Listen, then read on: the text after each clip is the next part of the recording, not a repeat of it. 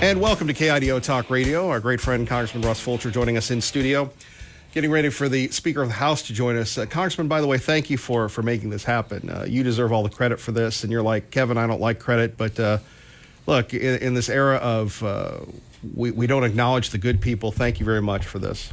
Well, it's not that often that we get to interact with the Speaker of the House, and he was available and kindly offered, and so this is somebody I get the privilege of talking to a lot, but not necessarily the rest of the people in our listening audience, and so thought this might just be a good opportunity.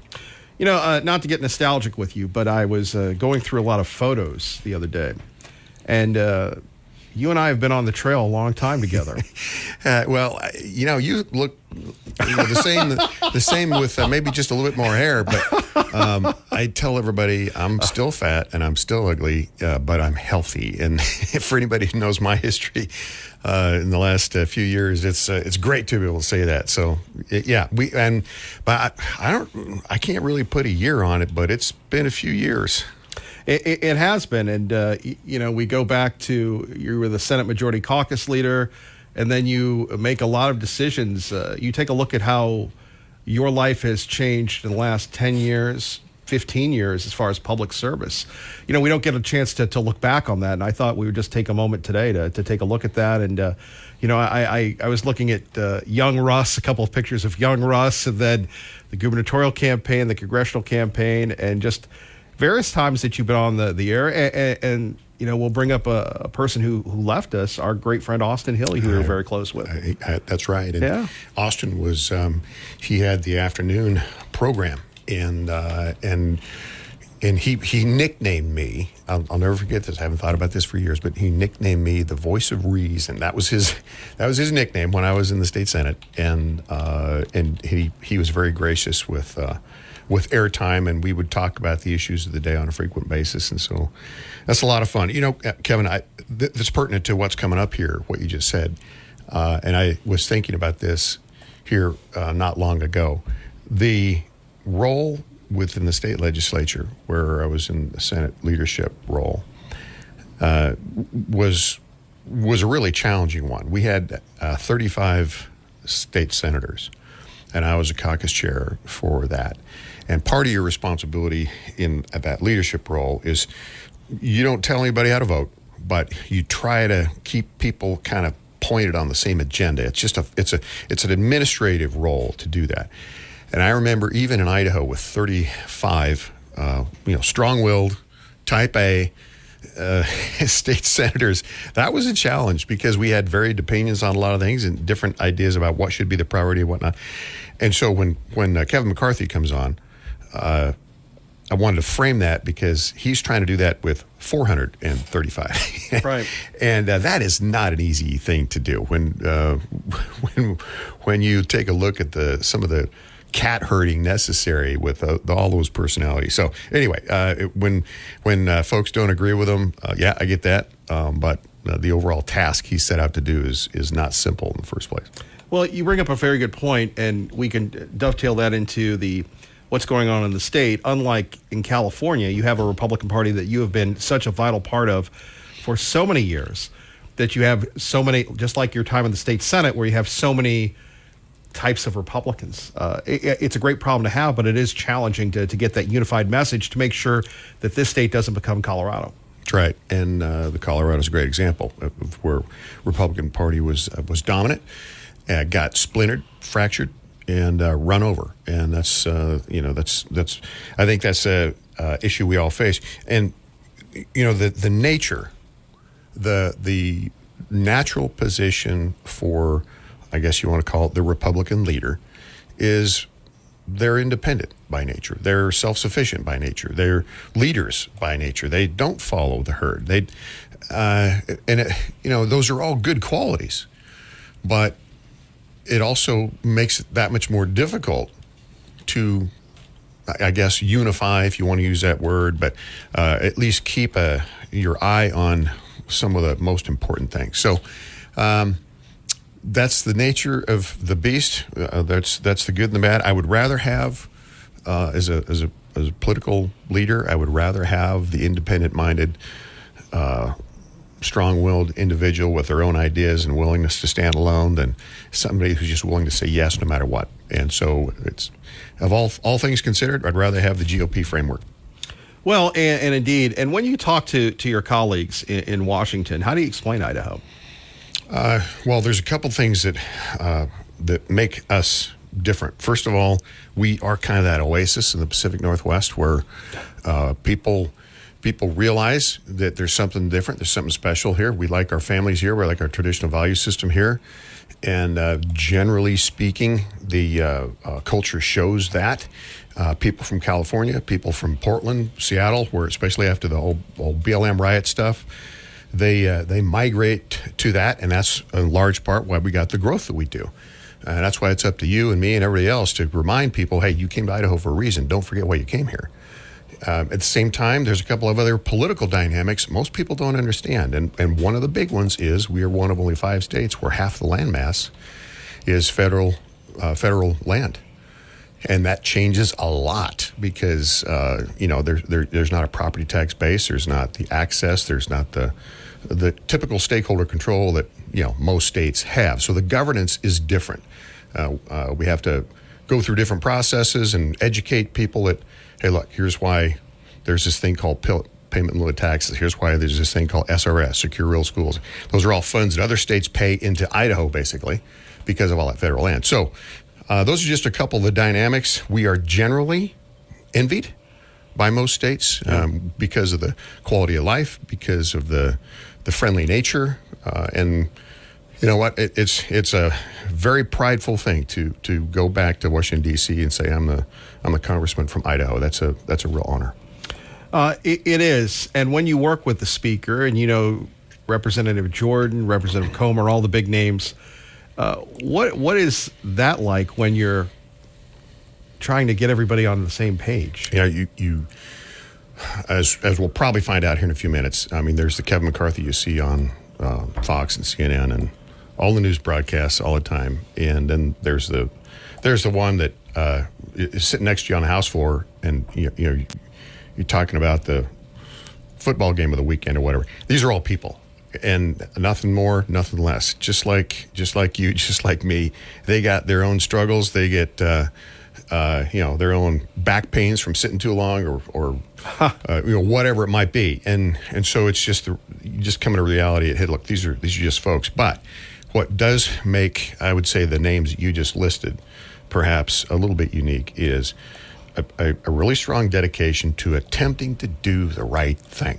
regardless of the fallout, regardless of the circumstances. May not agree with it, but there's a real honest effort there, a genuine effort to try to improve the system that we live in. Not every member has that. The ones you just mentioned, they all really do, and they're willing and they are paying a personal price to do that. More coming up with our great friend Congressman Fulcher. Remember, the Speaker of the House will join us at 7:30 sharp. KIDO Talk Radio. KIDO Talk Radio. Lars Larson. Afternoons starting at 4 on KIDO Talk Radio. And he's on the job, our great friend Congressman Russ Fulcher joining us. So you've traveled the state. What have you learned about the general attitude of Idahoans? If you listen to this show, and thankfully you always promote the app, we appreciate that.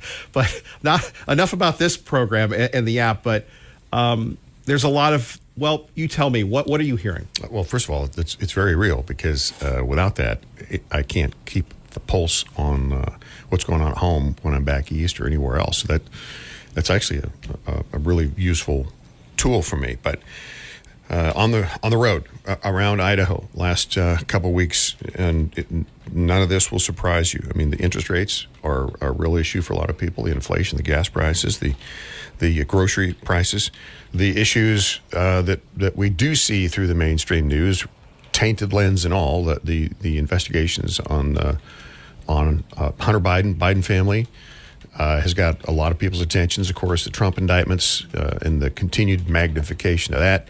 Those are the issues. Then you go a little bit deeper in a town hall, and you're in the second half hour, and then the Ukrainian spending comes up, and the overall spending, and the debt, and the resocialization of America, where the wokeness and all the transgender debates and all that kind of thing. So it's none of those things to me are surprising that they're issues, but they're all very challenging when it comes to governance, and so that's what's on people's mind. People in Idaho are really well tuned in.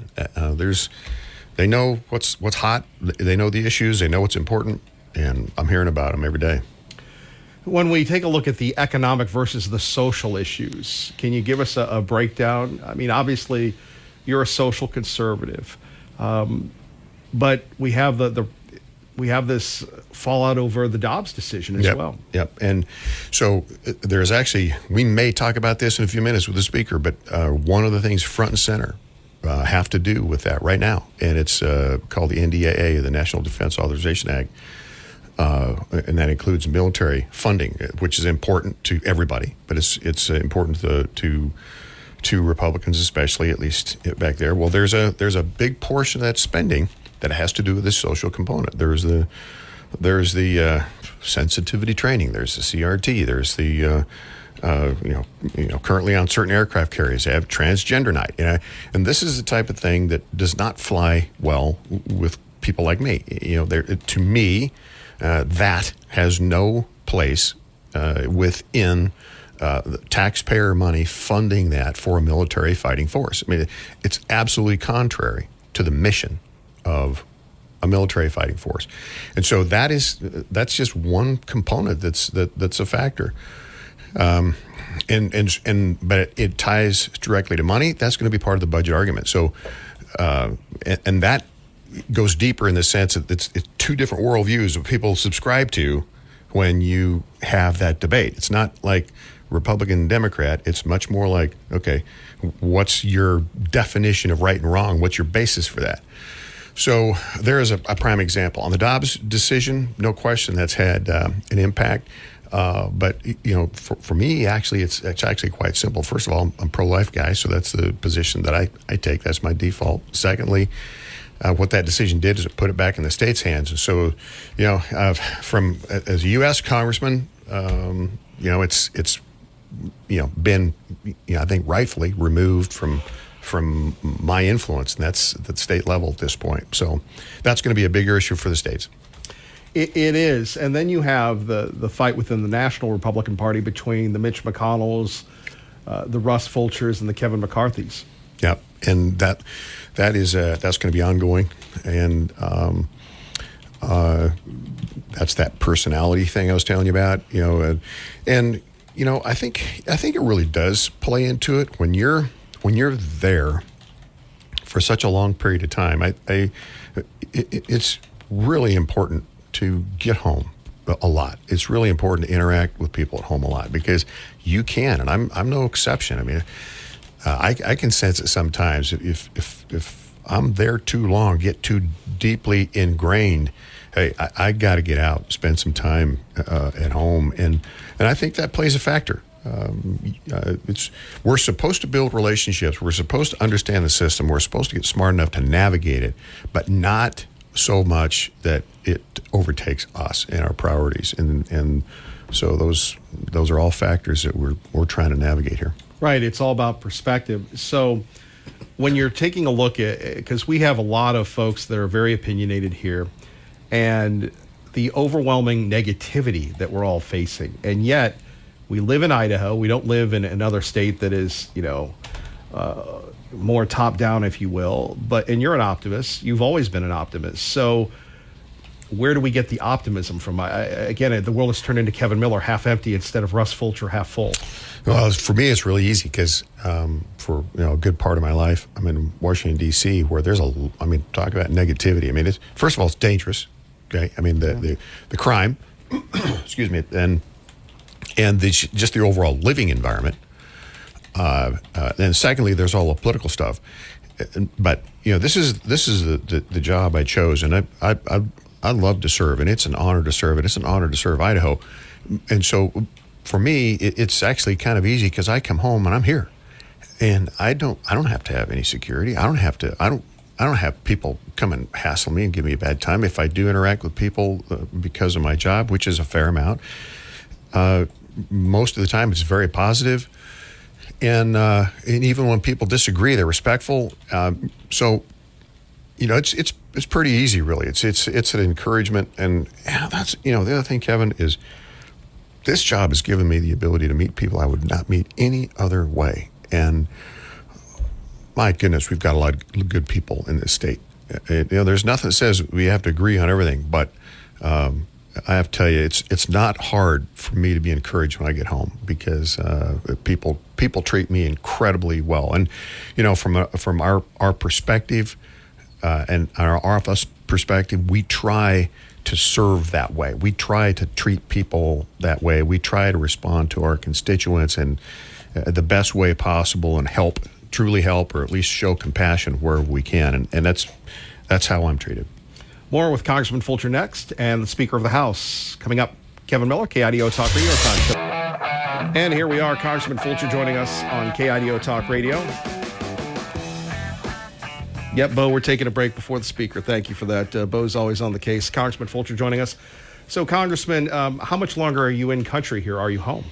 I think we go back first part of September, around September 12, I think. Oh, long time. Yeah, so not going to be here in the Valley for that entire time. It's a big state, and so we're trying to leverage that time. We've got, in my district, we've got offices in Coeur d'Alene, Lewiston, Meridian, of course, the D office, or the DC office. But so we try to take that and kind of smooth that out, get a chance to go, see the businesses that are coming in, or that want to come in, and interact with them, understand the dynamics that they're dealing with, good, bad, ugly, all of that. And so that's all part of this. They call it an August recess, but if you're doing your job, it's really not so much of a recess. But we try to have fun at the same time. Just because we're home, we can do that. Well, you have to. Number one, you have to kind of recharge. Is there a difference between the outlook? We always hear people that in Northern Idaho, they're very much more conservative than here in the Treasure Valley. You're a Treasure Valley guy. Is there a cultural difference that you know?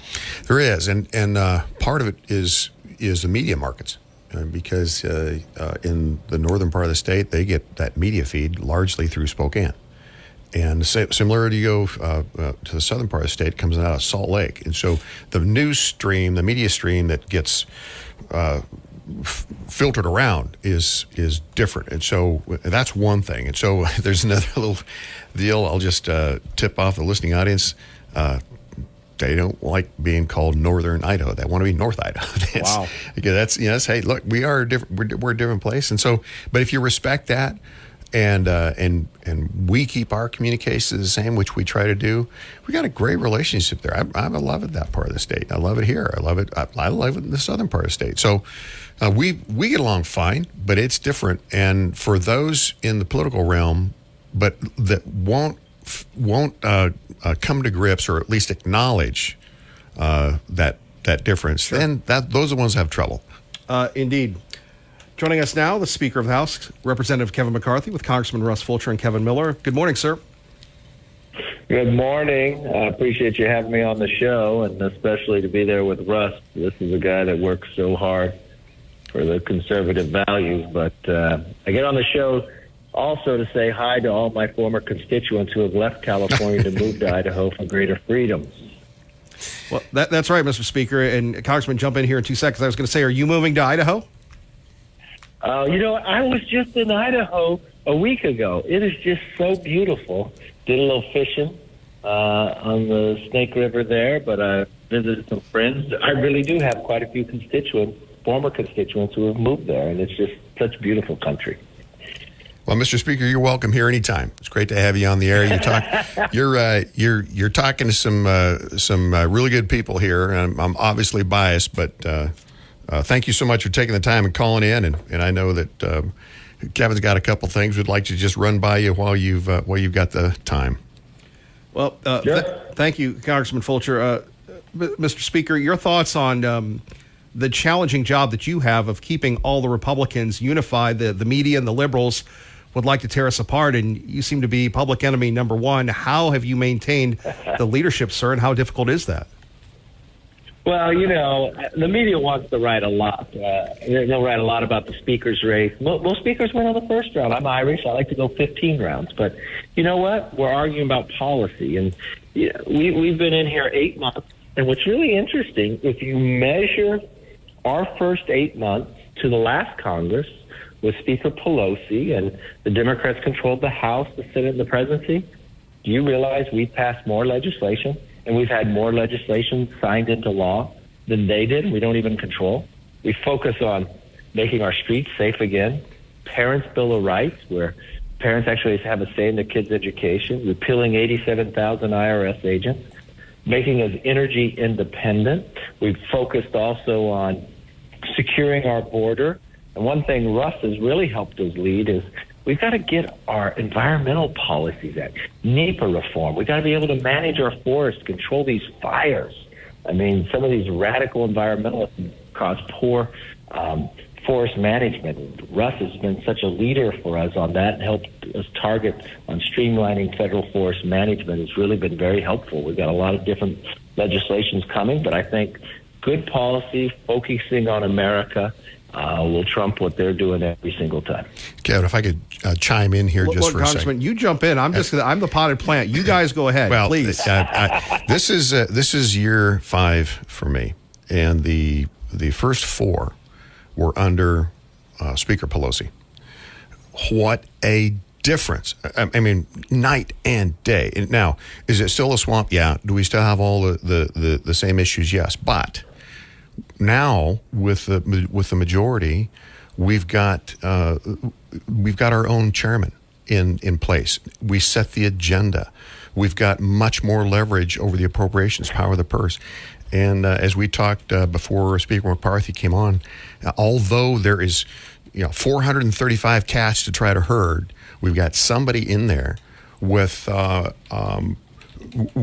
willingness, the understand, and the skill set, frankly, to do that and to do that fairly. And here's a number one reason why I support Speaker McCarthy and why this has been such, I think, a positive change. His basis for right and wrong is based off of biblical Christian type principles. That's the guideline. And by the way, that's also ties straight into the U.S. Constitution. But that's his basis. Now, we as Republicans, we don't always agree on everything. But when your basis goes back to the guidebook, when it goes back to those structural lines, you've really got opportunities to come together and to work. And that's where Speaker McCarthy comes from. And that's one of the reasons why I support him. I think he's doing a great job. Well, thank you, Russ. I can't say enough about Russ and how hard he works. I know his entire family well. He's got a Megan, and I got a Megan daughter. They're just amazing women. But think about this. From the day we took over, we had to change Washington itself. Under Pelosi, members didn't even have to show up to go to work. Bills wouldn't go through committees. Nobody could read them. They just jam in the floor. Members now have to show. Bills have to be debated in committee. And we wait 72 hours, not just so members read it, so the American public reads it. We opened up the Congress back again, the people's house, so the people could be here. It is the people have the power. And that's just been a rude awakening for Washington here, and they get very mad. We've got to be able to win the Senate and the White House, but you know what? We realize they spent too much, caused inflation. We've been able to cut $2 trillion. We've been able to go after the IRS agents. We got some NEPA reform. But you know what? We put in work requirements for welfare. This is common sense things that every American believes in. We just have to fight to make it happen here in Washington because of what the Democrats have been doing. Well, you're making progress, and you're doing the right things. And I know that as soon as we come back in session, we're going to be jumping straight into the appropriations budget process. Mr. Speaker, give us just a little bit of preview on where you think that's going to go, where you're trying to point this ship. Well, thank you, Russ. Before I got the majority, the election was over, and we always read about these omnibus bills. Congress is supposed to every year pass their 12 appropriation bills on how we spend money. And what the Democrats would do is not do that so the American people can't see it. Wait till Christmas, then write and spend a bunch more money. Well, the first thing I did was saying we're never going to do an omnibus. I won't accept a Senate omnibus. So I put a provision in a bill we got signed into law to say if you don't pass all 12 appropriate bills, you get a 1% cut across the board. Boy, everybody got mad. But you know what? The Senate, for the first time under Schumer, has actually passed appropriation bills, at least in committee. We're going to pass them. They got to pass them, they'll go to conference. But we've been able to cap the money. This is the place where we can change a lot of that woke policy when the Democrats were all in power that they put in. So we're going to be able to have those battles, be able to save some money, and be able to secure our border, be able to produce more American energy, be able to manage our forests better. This is a lot of places that we can get policy, so we're going to be walking into that battle and that fight as soon as we come back. We've got another thing that we promised people to do, that we would hold this government accountable. So you watch what we've done with the weaponization of government. We put a special select committee there, a select committee on China, to be able to come back and make sure we're building items in America. We're not dependent upon China. They control 90% of critical minerals, 95% of the processing of critical minerals. That's why we've got to be able to use the resources that God has blessed us. But also, we have watched this two standards of justice in America. We've watched this Biden family. And remember, everything you have now learned about this Biden family, we would not know had we not taken the majority. Right. And every week we learn something more.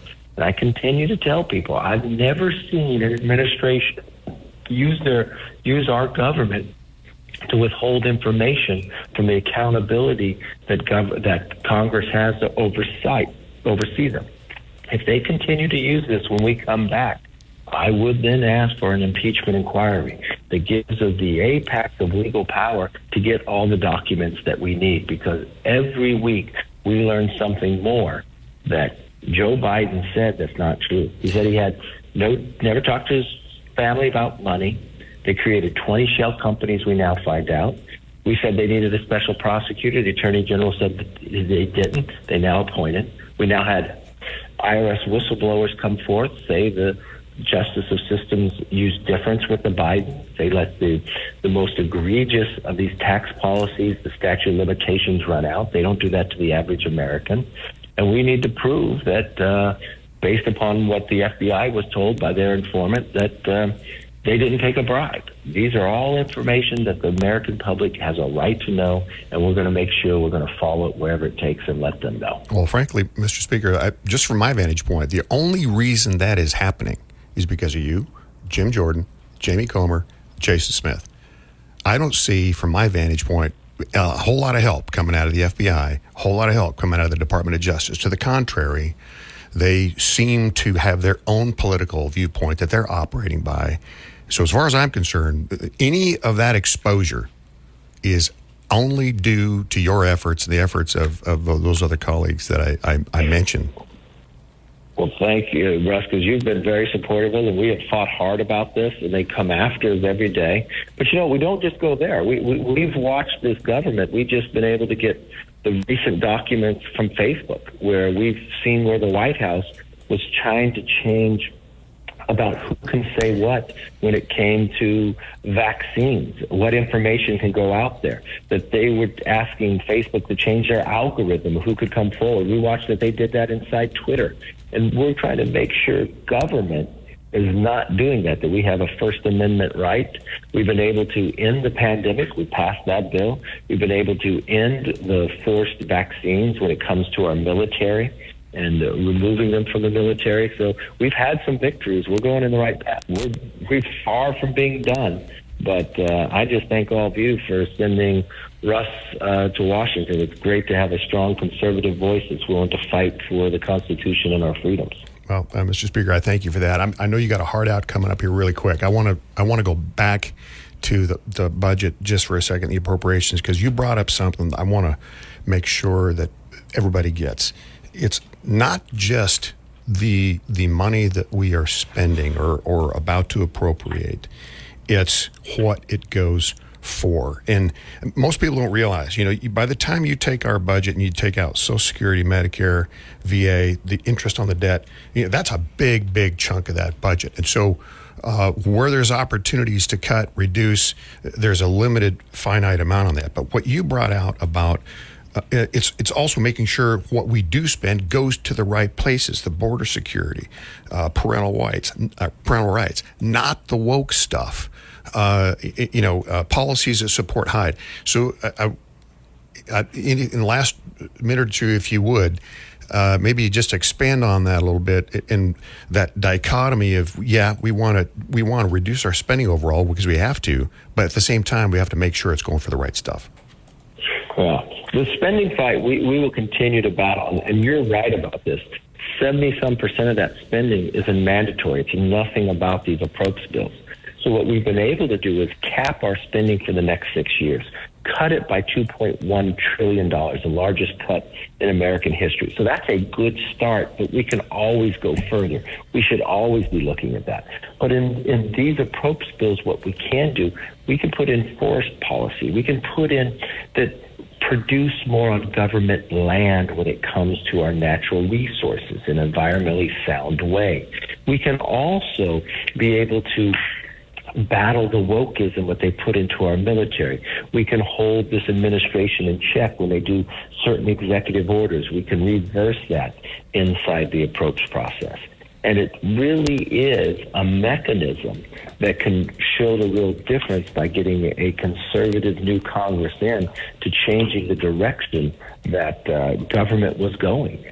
Just one, spending too much, the wokeism around, and really, what are they investing when it comes to the military? Well, we watched it was all environmental instead of providing our men and women the defense they need to protect them.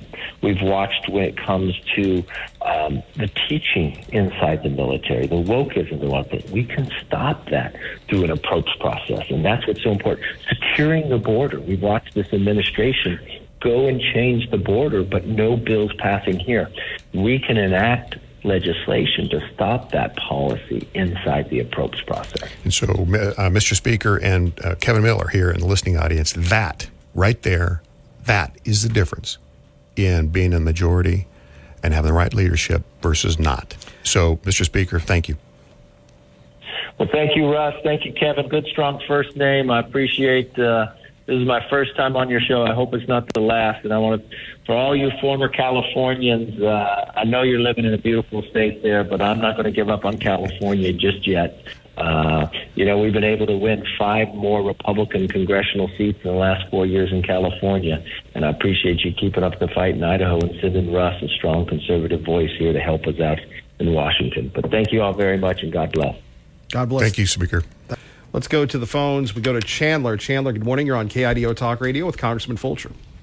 Hey, good morning. Thanks, Kevin, for having me on. Thanks, Congressman Fulcher, for showing up. You're not my rep. The other guy is, but he never is on the Kevin Miller program, so I guess I'm talking to you. Okay. 2 things.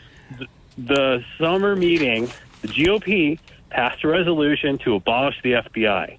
So my first question is, how are you going to represent this view of the party, which you represent in the appropriations thing? I mean, you've got some colleagues that wanted to fund the FBI, cut off Jack Smith, really curtail them.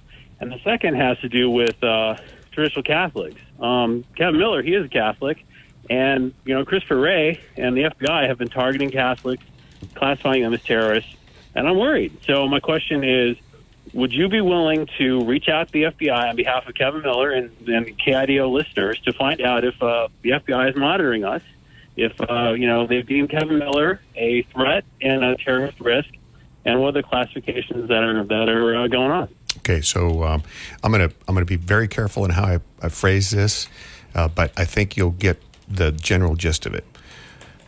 I am 95-ish% certain that I have been monitored by the FBI. I am 90+% certain my phone has been accessed on not one but 2 occasions by the FBI or their colleagues, okay?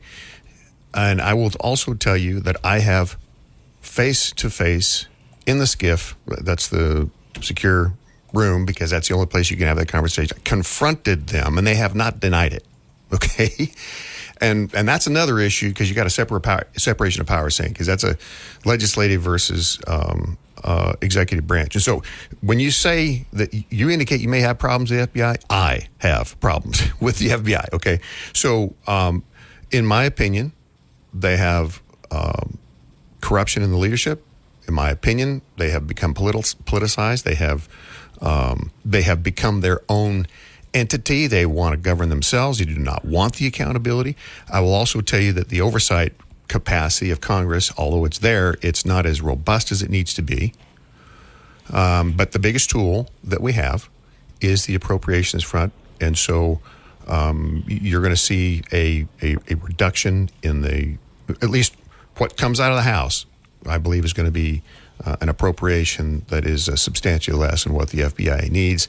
And there will probably be a move, a move on the House floor. It's with use of what's called the Holman Rule. It's a tool that we have on the House floor to zero out Christopher Wray's salary. Now, that probably won't pass, but nevertheless, the message gets sent. And so I wasn't familiar with the detail that you gave me, but I can share with you those are things that I that's what I subscribe to, and in terms of the appropriations, that will be the actions I support. Hallelujah. Well, it's sad that you're being targeted. This is unacceptable. I mean, you're our representative.